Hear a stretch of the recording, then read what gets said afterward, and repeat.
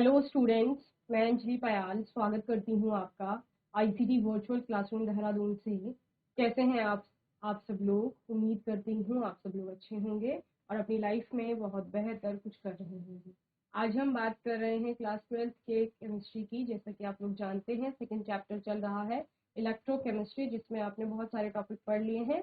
आज के सेशन में आगे कंटिन्यू करते हैं और कुछ और नए टॉपिक्स के बारे में हम लोग बात करेंगे। ओके, लास्ट सेशन में आपने न्यूमेरिकल देखे थे नर्स इक्वेशन से रिलेटेड, जहां पर आपने एक क्वेश्चन में सेल के लिए नर्स इक्वेशन के द्वारा सेल विभव निकाला था कि कैसे हम लोग सेल विभव निकालेंगे।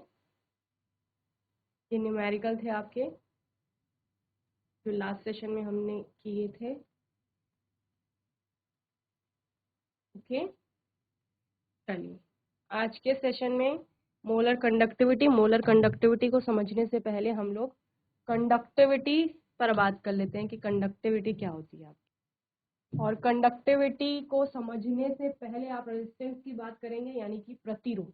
ठीक है, क्योंकि हमारा टॉपिक आपके पास है वैद्युत अपघट्यों के लिए चालकत्व। ठीक है, वैद्युत अपघट्य क्या है जो आप वहां पर यूज कर रहे हैं, जो भी इलेक्ट्रोलाइट्स हैं आपके, तो उनकी कंडक्टिविटी कैसे होगी उसको समझना जरूरी है। उसको समझने के लिए पहले हम लोग प्रतिरोध की बात कर लेते हैं। प्रतिरोध क्या होता है? प्रतिरोध है एक प्रकार का अवरोध। क्या है? ये एक अवरोध है जिसको आप रुकावट कहते हैं। ठीक है, अब किसके मार्ग में रुकावट है? धारा के मार्ग में। धारा कौन सी? विद्युत धारा। तो विद्युत धारा जब बहती है, किसी भी परिपथ की बात कर रहे हैं आप, उसमें विद्युत धारा प्रवाहित हो रही है, उस विद्युत धारा की मार्ग में जो भी चीजें, जो भी फैक्टर्स रुकावट या अवरोध उत्पन्न कर रहे हैं, जितना रुकावट उत्पन्न हो रहा है उसको आप प्रतिरोध कहते हैं। प्रतिरोध को आप किससे डिनोट करते हैं? आर से डिनोट करते हैं आप प्रतिरोध को। ठीक है, धारा के मार्ग में अवरोध को ही प्रतिरोध कहा जाता है, ऐसा आप लिख सकते हैं। विद्युत धारा के मार्ग।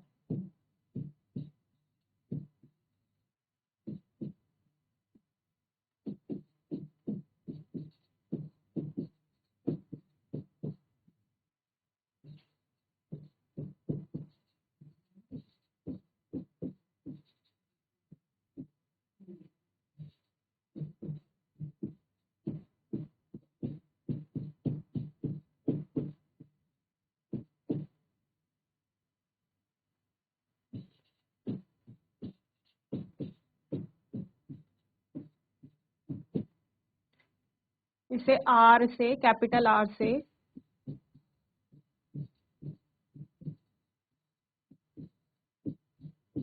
प्रदर्शित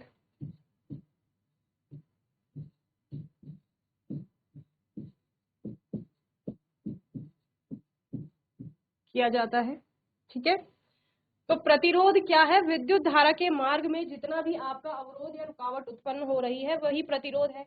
अब हम बात किसकी कर रहे थे? वैद्युत अपघटनी विलयनों के चालकत्व की कर रहे हैं। तो पहले प्रतिरोध को समझना आवश्यक है कि प्रतिरोध क्या होता है आपका। तो प्रतिरोध जैसे कि आर से हम उसको डिनोट कर रहे हैं, इसके अलावा आपने ओम्स लॉ पढ़ा है, ठीक है ना? छोटी क्लासेस में आपका ओम्स लॉ आता है, जो क्या करता है, विभवांतर में, प्रतिरोध में और धारा तीनों के बीच में आपका संबंध बता रहा था। ओम का नियम क्या कहता है आपका? ओम का नियम कहता है, सपोज आपका ए और बी कोई दो इलेक्ट्रोड है, इन दोनों के विभव होगा कुछ ना कुछ, उनके विभवों का अंतर होगा, विभवांतर जिसे कहते हैं। तो वो विभवांतर क्या होता है? जो इसमें करंट फ्लो हो रहा होगा आई, उसके समानुपाती होता है। यही कहा गया है। ओम का नियम कहता है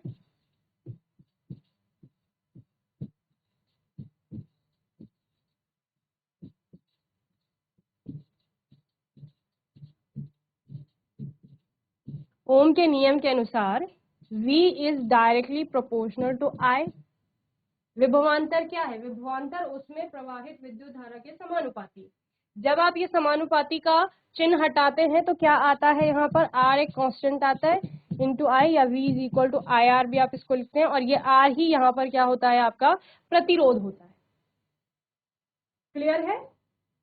अब अगर आप इसको रीअरेंज कर ले तो I इज इक्वल टू क्या हो जाएगा, V अपॉन आर हो जाएगा। चलिए I इज इक्वल टू क्या हो जाएगा आपका, V अपॉन आर हो जाएगा। ठीक है, इससे क्या समझ में आता है आपको? कई चीजें तो यहीं पर क्लियर हो जाएंगी। जो जितना अच्छा चालक होगा वो उतनी अच्छी तरह से विद्युत धारा को फ्लो होने देगा। तो जिसमें विद्युत धारा का मान ज्यादा होगा यानी उसका प्रतिरोध का मान क्या होना चाहिए, कम होना चाहिए। प्रतिरोध कम है इसीलिए विद्युत धारा का मान क्या आ रहा है, अधिक आ रहा है। अगर प्रतिरोध अधिक होगा, आर की वैल्यू अगर अधिक हुई तो फिर आई कम हो जाएगा यानी चालकत्व तो क्या हो जाएगा, कम हो जाएगा। अगर रुकावट रोकने वाली चीजें वहां पर ज्यादा है तो फिर विद्युत धारा प्रवाहित नहीं होगी ना उतने अच्छे से, तो उतना अच्छा चालक नहीं होगा। लेकिन वहीं पर अगर क्या कहा जा रहा है, रोकने वाली चीजें कम है तो आपकी स्पीड ज्यादा होती है। जैसे अगर हम गाड़ी की बात करें, गाड़ी रोड पर चल रही है, अगर रोकने वाली चीजें क्या है, कहीं पर ट्रैफिक हो गया, कहीं पर आपके स्पीड ब्रेकर्स आते हैं, तो ये सब क्या करते हैं, गाड़ी की स्पीड को कम करते हैं। अगर ये सब नहीं है, स्मूथ रोड है, बिल्कुल खाली है, तो स्पीड बहुत ज्यादा होगी। स्पीड से क्या मतलब है यहाँ पर, विद्युत धारा। तो विद्युत धारा उतने अच्छे से फ्लो करेगी जब आपका प्रतिरोध क्या होगा, कम होगा। अगर प्रतिरोध अधिक हुआ तो फिर क्या होगा, वहां पर विद्युत धारा आपकी क्या हो जाएगी, कम हो जाएगी। ओके, तो ये आपको इतना समझ में आ गया होगा। इसके अलावा अगर हम किसी भी वस्तु की बात करते हैं कि वस्तु का जो प्रतिरोध है वो किस पर निर्भर करता है, तो प्रतिरोध लंबाई के समानुपाती होगा। वो वस्तु कितनी लंबी है और जो उसका अनुप्रस्थ काट का क्षेत्रफल होगा उसके क्या होगी, आपके व्युत्क्रमानुपाती क्रमानुपाती आप बोल सकते हैं, वो होगा। ठीक है, तो ये अभी हम समझेंगे, पहले इसको नोट कर लीजिए जल्दी। चलिए, अब मैंने आपको क्या कहा, वस्तु का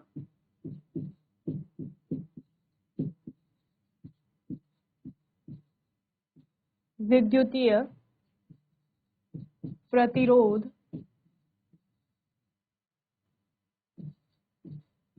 उसकी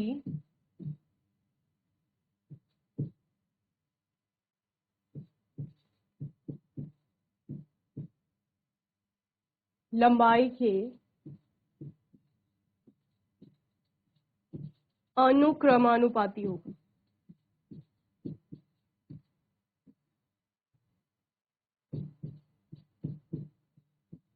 अनुक्रमानुपाती होता है, ठीक है। और सपोज लंबाई क्या है,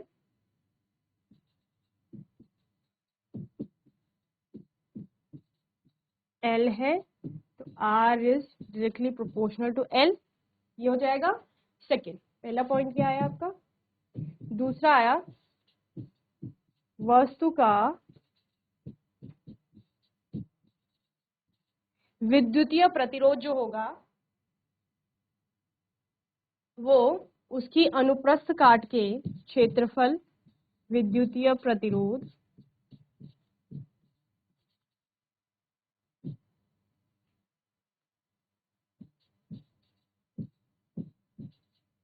उसके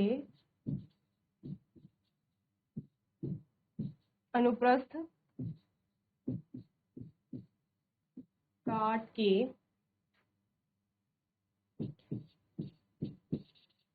क्षेत्रफल के व्युत्क्रमानुपाती या प्रतिलोमानुपाती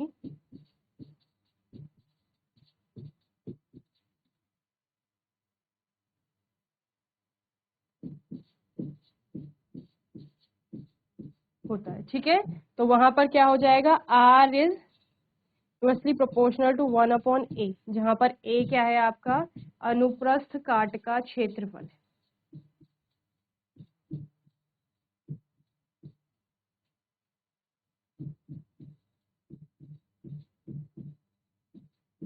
ठीक है, सपोज ये आपकी कोई वस्तु है, ये वस्तु है आपकी जिसका ये अनुप्रस्थ काट का जो क्षेत्रफल है ये बोला गया है A है, और इसकी लंबाई कितनी है, L इसकी लंबाई है। ठीक है, तो इसमें प्रतिरोध होगा जो, वो किस किस पर निर्भर करेगा, या प्रतिरोध से क्या संबंध होगा, कुछ ना कुछ प्रतिरोध होंगे यहाँ पर, बैरियर्स जिनको आप कह रहे हो। जो विद्युत धारा I इसमें फ्लो कर रही है उस I को क्या करेगा, रोकने का प्रयास करेगा। रुकावट ही तो उत्पन्न कर रहा है प्रतिरोध धारा के मार्ग में। तो धारा के मार्ग में ये रुकावट को उत्पन्न कर रहा है। ओके, आर जो है, तो आर को बोला गया है कि आर जो है वो एल जो लंबाई है उसके अनुक्रमानुपाती, ठीक है, और ए के क्या है, व्युत्क्रमानुपाती।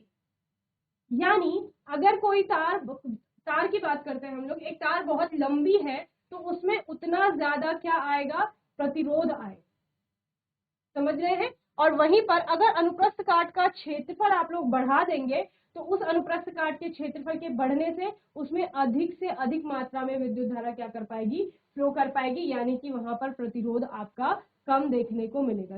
ये क्या रिलेशन बताता है, अगर क्षेत्रफल बढ़ रहा है तो प्रतिरोध का मान कम हो रहा है, लेकिन यहाँ पर अगर लंबाई बढ़ रही है तो प्रतिरोध का मान भी बढ़, ठीक है।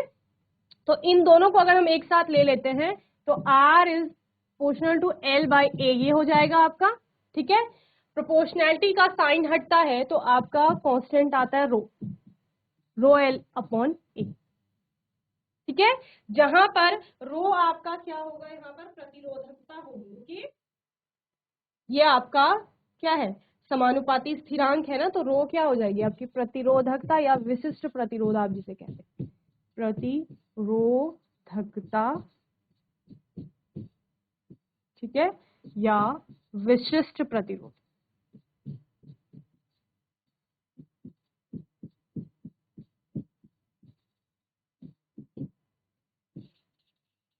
रो आप जिसे कह रहे हैं, ओके। चलिए, अब एक आपका प्रतिरोध है, दूसरा आपका प्रतिरोधकता है।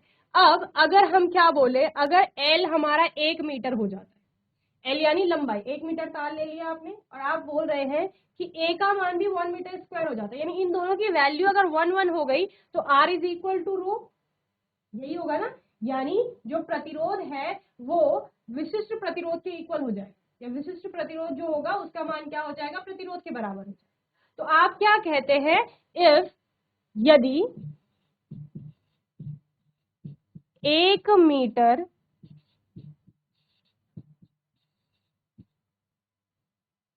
लंबाई की तार या वस्तु जिसका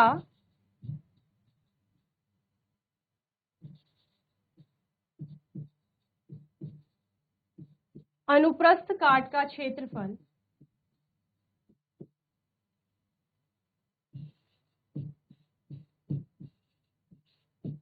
1 मीटर स्क्वायर हो, उसका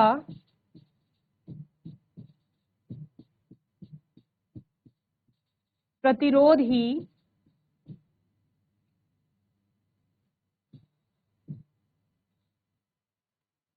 उसकी विशिष्ट प्रतिरोधकता होगी।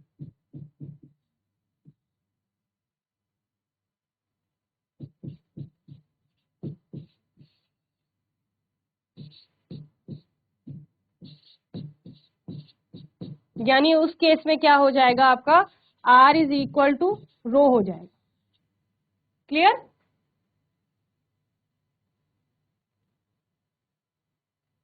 विशिष्ट प्रतिरोध लिख लेंगे आप इसको, ठीक है।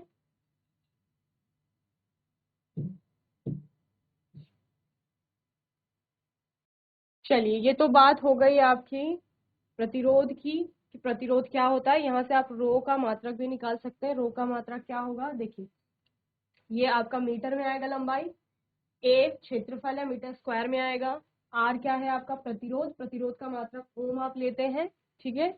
इसको पूरा रीअरेंज करेंगे, मीटर स्क्वायर यहाँ चला जाएगा, मीटर आपका नीचे, मीटर से मीटर एक कैंसिल हो जाएगा, 1 मीटर बच जाएगा, तो ओम मीटर इसका मात्रक आ जाएगा, ठीक है। ओम मीटर को आप ओम सेंटीमीटर में भी कन्वर्ट कर सकते हैं, ओम सेंटीमीटर से आप ओम मीटर में भी इसको कन्वर्ट कर सकते हैं। तो ओम के लिए आपका ये वाला सिंबल आप यूज करते हैं, तो ओम मीटर इसका क्या हो गया, मात्रक हो गया, ओके। चलिए, नेक्स्ट है आपका चालकता, कंडक्टिविटी।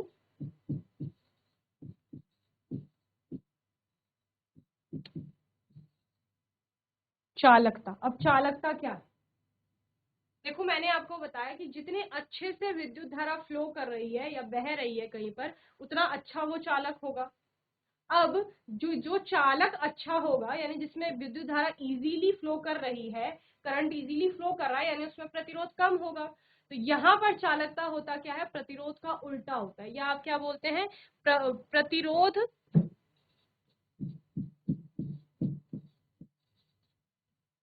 के प्रतिलोम या व्युत्क्रम को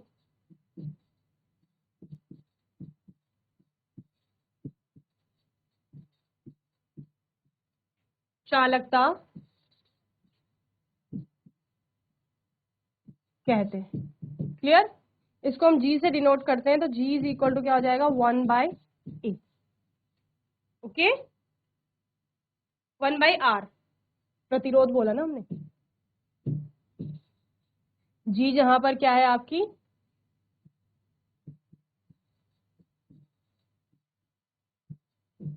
चालकता है। ठीक है, और अगर हम विशिष्ट चालकता की बात करेंगे तो प्रतिरोधकता का जो प्रतिलोम होगा, क्या कहा मैंने, प्रतिरोधकता या विशिष्ट प्रतिरोध का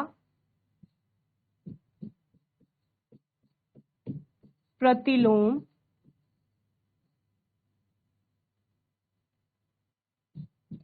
विशिष्ट चालकता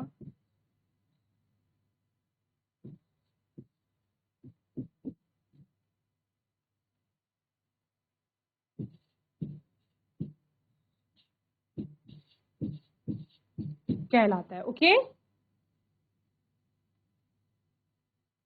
विशिष्ट चालकता के लिए आप लोग कापा इसको कहते हैं, ये साइन यूज करते हैं।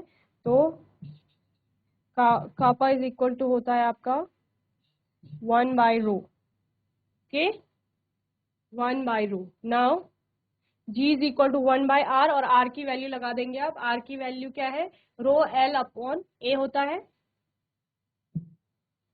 इसमें इक्वेशन 1 लिख लो इसमें, और ये आपकी इक्वेशन 2 है।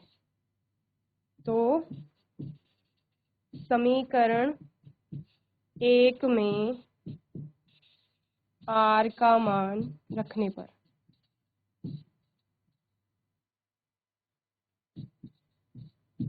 ठीक है, R का मान क्या है आपका, जो आपने पहले लिया था, ρL/A।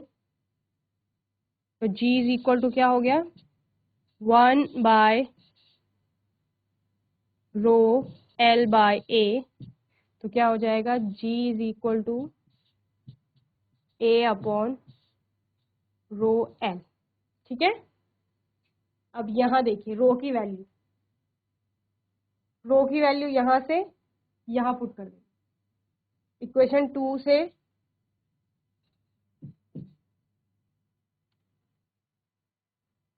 समीकरण 2 से रो का मान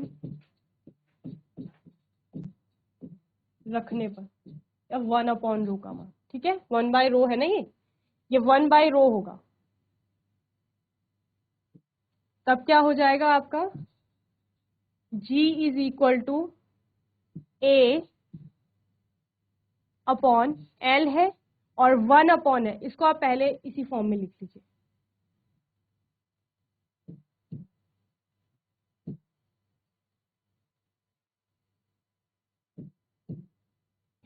ये जो आपने इक्वेशन लिख ली है, इसको अरेंज कर लो। G इज इक्वल टू क्या हो जाएगा आपका, 1/ρ इंटू A/S। ठीक है, तो 1/ρ की वैल्यू क्या है, यहाँ पर 1/ρ की वैल्यू क्या है, कापा। तो कापा आप वहां पर लगा देंगे, तो G इज इक्वल टू क्या हो जाएगा आपका, कापा इंटू A/L।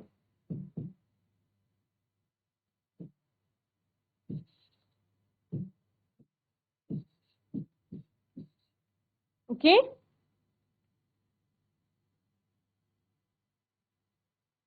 ये क्या हो गया, चालकता या विशिष्ट चालकता के बीच में संबंध।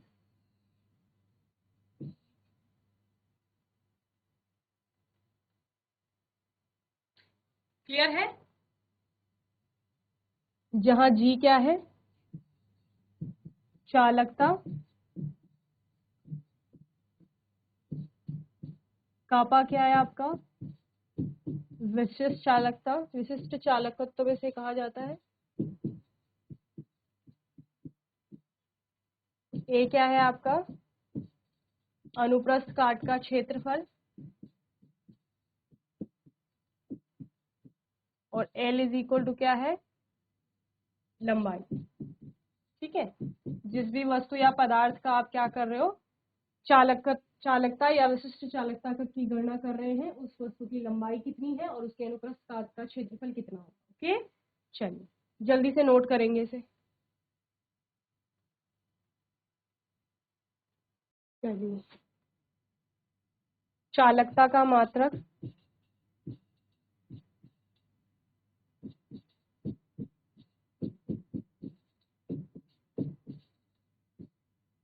सीमेंस है,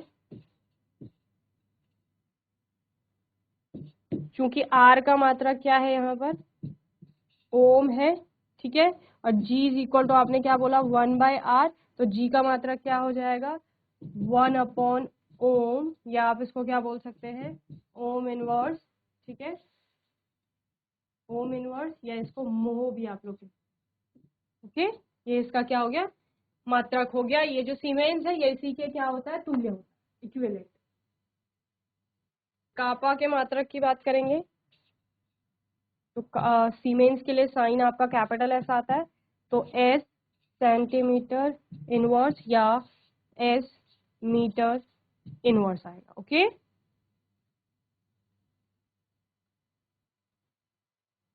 ये वाला इसका क्या हो जाएगा एसआई मात्रक हो जाएगा। चलिए, एक ध्यान देने वाली बात है, जैसे आपने यहाँ पर क्या बोला कि मैम जो प्रतिरोध है वही विशिष्ट प्रतिरोध होगा अगर हमने क्या किया है 1 मीटर लंबी तार ली है जिसका अनुप्रस्थ काट का क्षेत्रफल 1 मीटर स्क्वायर है। अगर वही तार उसी तार की बात की जा रही है कि 1 मीटर लंबाई है और 1 मीटर स्क्वायर उसका अनुप्रस्थ काट का क्षेत्रफल होगा, तो उस केस में जो उसकी चालकता होगी वो उसकी विशिष्ट चालकत्व के बराबर हो जाएगा। क्लियर है? तो आप क्या लिख सकते हैं, क्योंकि हम मीटर की बात कर रहे हैं तो किसी पदार्थ की सीमेंस मीटर इनवर्स में विशिष्ट चालकता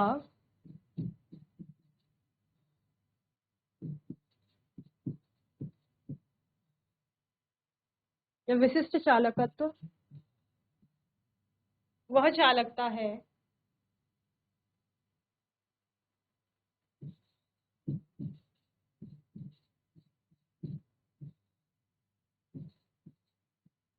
जब पदार्थ की जो लंबाई है वो 1 मीटर है और उसका अनुप्रस्थ काट का जो क्षेत्रफल है वो 1 मीटर स्क्वायर होगा तब। ओके,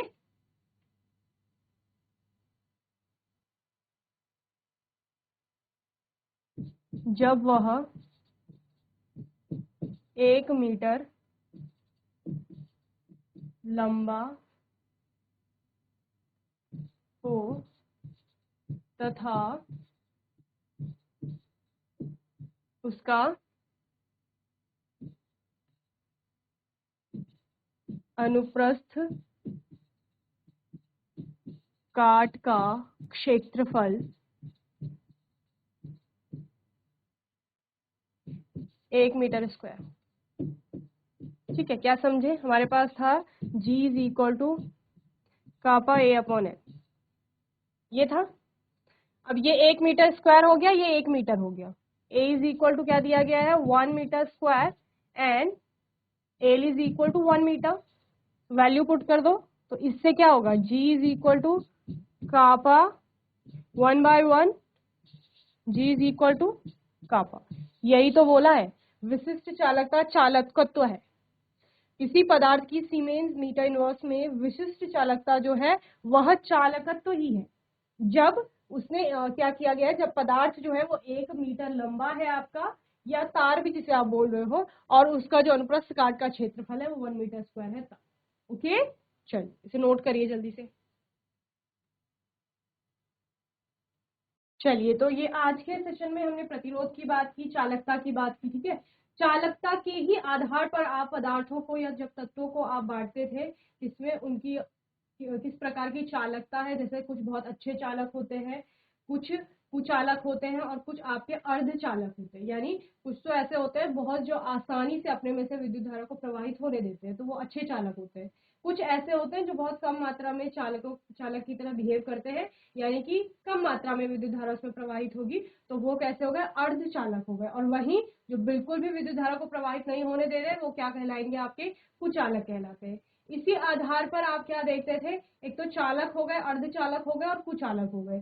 चालकता के ही आधार पर आप अलग अलग पदार्थों को विभाजित करते हैं। जैसे आपने बोला धातु और मिश्र धातुएं जो होती हैं वो अच्छी चालक होती है, वहीं पर जो अधातुएं होती हैं आपकी, वो कैसी होती है, वो अच्छी चालक नहीं होती, या उनको आप कुचालक भी कहते हैं। जैसे फिर आप इलेक्ट्रॉनिक चालकत्व की बात करते हैं कि इलेक्ट्रॉनों का फ्लो वहां पर हो रहा है, या विद्युत रूप से अचालकता दिखाई दे रही है। जैसे आप कार्बन के अपरूप की बात करते हैं कि उसमें विद्युत धारा प्रवाहित करती है, तो वो अधातु होने पर भी चालकता का गुण रखता है।